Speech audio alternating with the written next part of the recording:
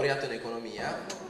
Il viaggio nel sud-est asiatico, questo è il titolo dell'incontro dibattito rivolto alle classi terze del Liceo Scientifico e delle Scienze Umane Raffaello Politi di Agrigento. Un'iniziativa che punta a promuovere negli alunni uno spirito di apertura e comprensione nei confronti della multiculturalità.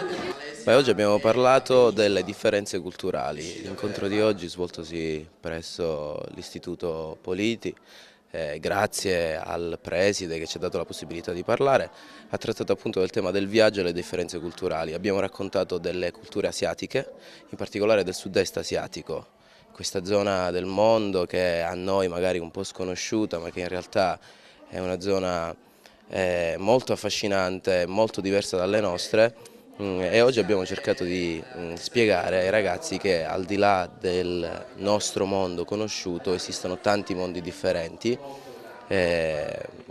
con chiaramente delle grosse differenze a livello culturale, religioso, diverso dal nostro, ma che appunto risultano, diciamo, molto affascinanti da un punto di vista sia etnografico ma anche da un punto di vista culturale vero e proprio.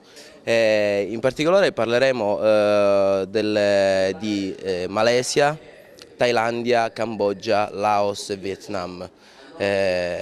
Questo è stato un viaggio, un'esperienza lavorativa che io ho fatto, che è durata circa un anno e che mi ha portato a vivere diversi aspetti di queste zone del mondo. Da un lato sia la parte per quanto riguarda la questione lavorativa, cioè ho avuto la possibilità di lavorare all'interno di questi contesti, di vivere all'interno di questi contesti, proprio dentro le realtà che possono essere da quella professionale a quella più scolastica, perché ho anche avuto la possibilità di fare il professore all'interno di una scuola e quindi parlare anche agli alunni di quella che è l'educazione scolastica, di come avviene l'educazione scolastica e poi ho avuto appunto anche la possibilità di viaggiare e di conoscere culture differenti e genti differenti. Questa iniziativa nasce da un mio desiderio, quello di voler trasmettere ai ragazzi l'esperienza fatta da mio figlio in un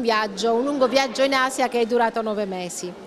Io insegno scienze umane e nelle scienze umane abbiamo due materie importantissime che sono l'antropologia e la sociologia, due materie che studiano, fanno approfondire in particolare la conoscenza dell'uomo sotto aspetti diversi da quelli che noi conosciamo e vediamo abitualmente.